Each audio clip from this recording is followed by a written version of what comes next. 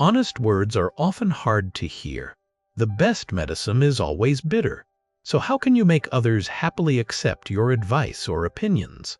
The story below tells of two people who used different methods of persuasion, resulting in completely opposite outcomes. Wei Zheng, the famous outspoken official, was a renowned loyal minister in history, known for his courage to speak bluntly and offer sound advice.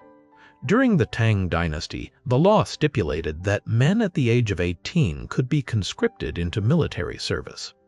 In an effort to strengthen the army and protect the borders, Emperor Taizong of Tang, Li Shimin, ordered that all males aged 16 and above must be enlisted. Wei Zheng firmly opposed this, calling it a practice of burning a tree to get fire sacrificing long-term benefits for short-term gains.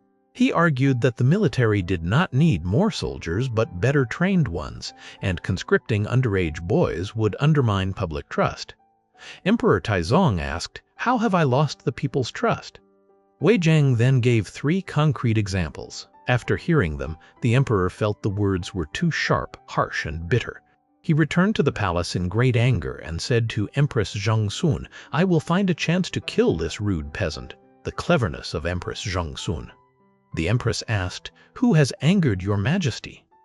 Li Shimin replied that Wei Zheng frequently embarrassed him in court. Instead of siding with the emperor or staying silent, Empress Zhongsun withdrew to her chamber, changed into her formal court attire, and came before Emperor Taizong to offer her congratulations.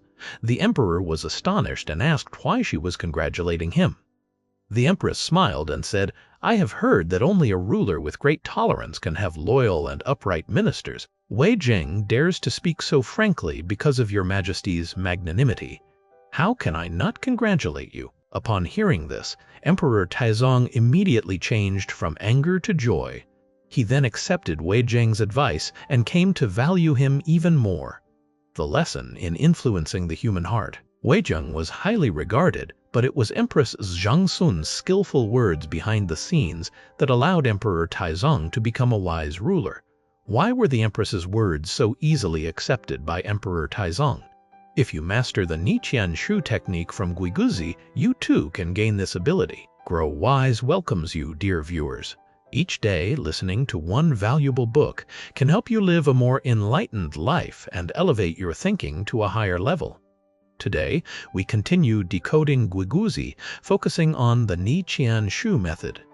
What is Niqian Shu? Niqian Shu is the technique of understanding and connecting with others by reaching deep into their innermost hearts. Guiguzi proposed that a persuader or advisor must clearly understand the principles and methods of influencing or guiding a ruler. Of course, influencing here does not mean seizing power, but skillfully using the ruler's authority to achieve one's ideals and ambitions, as Shangyang implemented his legalist policies in the state of Qin, helping it become rich and powerful. In modern society, using the Niqian Shu method has great significance. For example, when asking someone to do something for you, you are using another person's resources to achieve your goal. Similarly, in the workplace, if you can apply this principle, you will advance more easily and achieve success. The principle of Niqian Shu. Guiguzi explained that Qian originally meant a door bolt, which controls the opening and closing of a door. If you can open the door to someone's heart, you have entered their soul, creating a connection and resonance. When two people have many things in common, their relationship becomes closer. If you can remove the door bolt from another's heart, you can easily persuade and influence them. If you understand how to open the heart, you can make your words easily heard and accepted. This is the core of the Niqian Shu method that Guiguzi discussed. How do close relationships become intimate, yet sometimes turn distant? To illustrate this, I will use the relationship between a ruler and his ministers to explain 3 types of human relationships. First, distant in location but close in heart. Second, close in location but distant in heart. Close and distant here refer to the objective distance between two people. For example, family, classmates, or neighbors. Though these relationships should theoretically be close, they may actually be emotionally distant. Conversely, some people with no objective connection may feel very close. For instance, Emperor Yongzheng and his brothers, though brothers should be close by blood, were distant due to power struggles. In contrast, Yongzheng's relationship with loyal ministers like Zhang Tingyu was much closer. Second, being overlooked yet being sought after. Some ministers close to the ruler are not valued, while others far from the ruler are actively sought. For example, Han Qin was not valued in Jiang Yu's army, but Liu Bang deeply desired his help. Third, close to the ruler but not cherished, far from the ruler but remembered. Some people near the ruler are not favored, while those far away, as long as the ruler hears news of them, will be remembered. Guiguzi believed this phenomenon occurs due to differences in Niqianthe deep inner connection between people. Guiguzi said that every human relationship has a common point called Niqiam.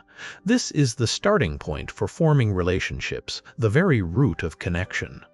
What exactly is Niqiam? According to Guiguzi, relationships can form based on morality people with the same moral standards, connect, as in the saying, "The friendship of gentlemen is as light as water."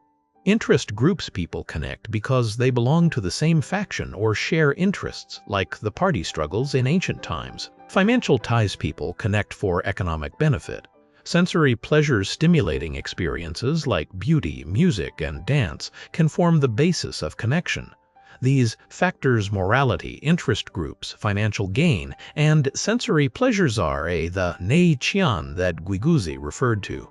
Guiguzi's deep analysis of human nature. Guiguzi clearly understood human nature. Although over 2,000 years have passed, human nature remains unchanged. Besides factors like morality or money, in reality, people seek common ground in emotions, ambition, and hobbies to strengthen relationships. All these factors can be considered nei qian. For example, in history, Dongfang Shuo was famous for his humor and connected with Emperor Wu of Han. For Dongfang Shuo, his sense of humor was the Ni Qian that linked him to Emperor Wu, applying Guiguzi's Ni Qian Shu. Guiguzi introduced the concept of using wonder to connect, meaning understanding another's preferences to build a deep relationship. For example, in the relationship between ruler and minister, if the minister clearly understands the ruler's preferences, they can use this knowledge to influence the ruler. Just as Empress Zhang Sun skillfully grasped Emperor Taizong's psychology, helping him become a wise ruler. Guiguzi believed that when Nai Qian Shu is fully used, the relationship between people, whether ruler and minister, can be adjusted at will. You can make it close or distant, advance or retreat freely according to your wishes. In the Qing dynasty, why was Heshen always a favored close minister? Because Heshen always knew how to read the emperor's mind. For example, Emperor Qianlong liked beauty, so Heshen did not hesitate to offer beautiful women.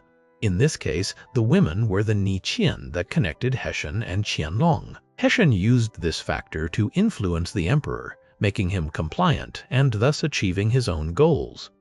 Guiguzi also gave an example of an insect called fumu, which looks like a cicada but is slightly larger. According to legend, there is a special spiritual connection between mother and child of this insect. No matter where the child is hidden, the mother can always find it through this. Through this image, Guiguzi metaphorically described the highest realm of Niqian Shutha, deep connection between souls. How to apply Niqian Shu. Guiguzi outlined basic principles for using Niqian Shu. Ni refers to the inner heart. How can you gain someone's trust and support? Qian refers to the plan or strategy you want to propose. Guiguzi believed that to gain another's trust and support, we must use appropriate words to persuade them, open their hearts, understand their inner world, and find ways to win them over. After gaining their trust, we can then introduce our plan based on their Niqian, making it easy for them to accept and follow. For example, in history, some people used Niqian Shu for personal gain. The story of Fei Wuji, a close aide of King Ping of Chu who hated the crown prince, used a beautiful woman to drive a wedge between the king and the crown prince, causing great turmoil in the state of Chu. Here, Fei Wuji exploited King Ping's love for beauty to plot against the crown prince. Giguzi believed that words are only a tool. The true purpose lies in the plan we want to execute based on another's neiqian, applying niqian shu in life. In reality, many people who want favors or hope for promotion or a raise also follow these steps. However, Giguzi emphasized that one must choose the right moment to apply niqian shu. The persuader must clearly understand the other's mindset, propose a feasible plan, and only then frankly discuss benefits and harms to achieve the goal. For example, in the story of Emperor Taizong and Empress Zhangxing, although Emperor Taizong was a generous ruler, he was not always wise. Without the empress's skillfulness, he might not have accepted the advice of ministers like Wei Zheng. In conclusion, in today's society, if we want our proposals or opinions accepted by superiors, we must also follow the principle of choosing the right moment and using the appropriate method. As Giguzi said, if a minister's words or proposals do not align with the ruler's wishes, they cannot be implemented. At this point, the minister must reflect and adjust his approach, changing strategy based on the ruler's interests, using flexibility and skill to persuade the ruler. One must not overestimate the ruler's tolerance. The minister must remember this, or else face disaster due to stubbornness. For example, the loyal minister Baigan knew that King Zhou deeply disliked his straightforward advice, but Baigan was inflexible and continued to advise directly. Although his advice was correct, blunt words are hard to hear and did not suit the king's mind, making Zhou furious, and Baigan was ultimately killed. Baigan's honesty and courage are admirable, but his approach lacked skill and adaptability. A truly wise person, when giving advice, will make the ruler or leader easily accept it. For instance, in the story of Yan Zi advising King Qi of Qi, the king loved catching birds, and all captured birds were given to a man named Chu. Once, Chu accidentally let a bird escape, making the king furious and deciding to execute him. The ministers felt sorry for Chu but could not advise directly because the king was enraged. Yan Zi skillfully followed the king's mood and said that Chu indeed deserved death, but to make the people believe and not doubt this, 3 charges against Chu must be announced. Yan Zi then listed 3 crimes. First, letting the king's bird escape. Second, causing the king to kill a man over a single bird. Third, making the people believe the king values bird lives more than human lives. After hearing this, the king realized his mistake and immediately pardoned Chu. Although Yan Zi followed the king's words and did not oppose him, he successfully persuaded the king. If Baigan had been as skillful as Yan Zi, perhaps he would not have met such a tragic end.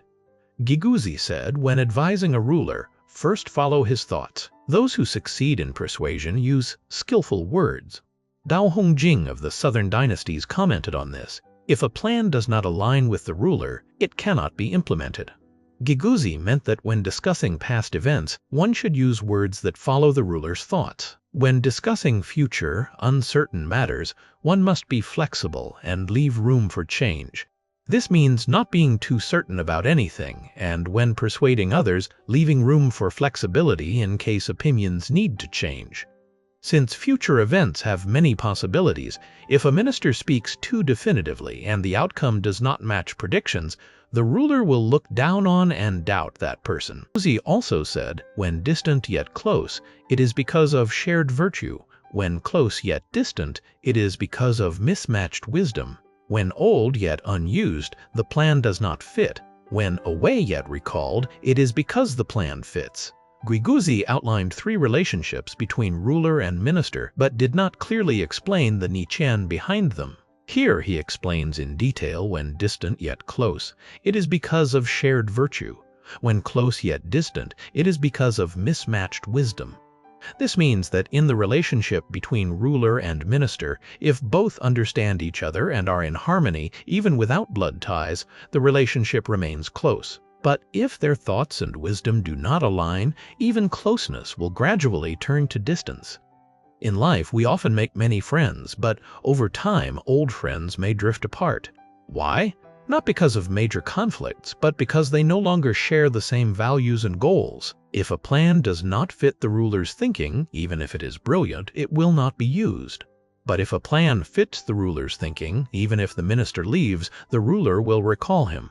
For example, when the king of Qin attacked the state of Chu, General Li Xin believed 200,000 troops were enough, while General Wang Jian insisted at least 600,000 were needed or they would fail. The king, angered by Wang Jian's suggestion, dismissed him and sent Li Xin with 200,000 troops.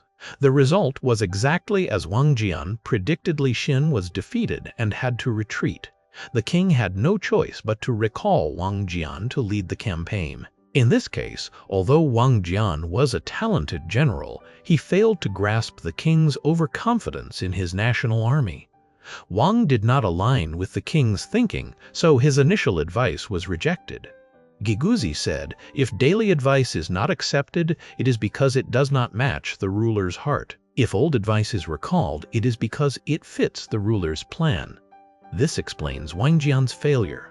If a minister's plan does not match the ruler's heart, even appearing before him daily will not earn favor. So how can a minister grasp the ruler's heart? Giguzi said, if you have not found common ground and rush to propose a plan, you will easily be opposed. Only when you clearly understand the other's heart can you offer reasonable plans. Once you have a sound plan, you can move freely, advance or retreat at will like a doorbolt. You can lock or unlock as you wish. Of course, the Ni Qian Shu technique, though powerful, should not be used for evil.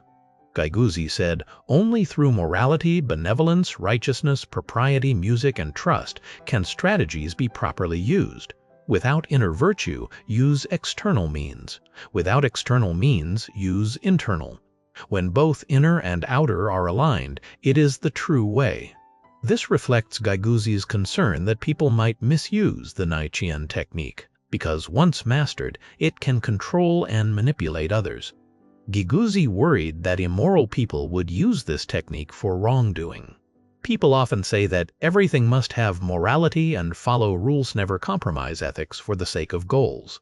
Giguzi believed that using Ni Qian Shu must follow 5 moral principles: humanity, righteousness, propriety, music, and trustworthiness, along with strategy. This means that when using Ni Qian Shu, one must first adhere to moral standards, then proceed with humanity, righteousness, propriety, music, trustworthiness, and strategy. In other words, persuasion must be based on morality, not on unjust motives. The ancient books, the Book of Songs and the Book of Documents, were texts that promoted positive energy. People hoped that deep in their hearts they were upright and fair. Thus, when persuading others, one could quote content from these books as reasoning, avoiding moral violations when discussing benefits and harms. There is a saying, a wise bird chooses the right branch to perch on. A wise minister chooses a wise ruler to serve. This is also a way for ministers to seek a wise ruler. For example, in Romance of the Three Kingdoms, Zhuge Liang tested whether Liu Bei was truly benevolent before deciding to join him. In real life, we can also use these 5 principles to choose worthy leaders or friends to connect with. Giguzi said, one who can manage the ruler-minister relationship well and help the ruler govern the nation to prosperity is truly someone who connects with the ruler from the heart. This shows that the ultimate goal of Giguzi's Ni Qian Shu technique is not merely to manage relationships with others, but to guide them in the right direction, just like Empress Zhongsun in the opening story. The Ni Qian Shu technique taught by Giguzi is not meant for manipulating others to do wrong. So, have you learned the Ni Qian Shu technique? Thank you for watching today's content. This week's summary and interpretation of the book Giguzi ends here. If you have personal thoughts about Giguzi, please leave a comment and share. If you find this content valuable, don't forget to share it with your friends and loved ones. This is Grow Wise, signing off. Until next time.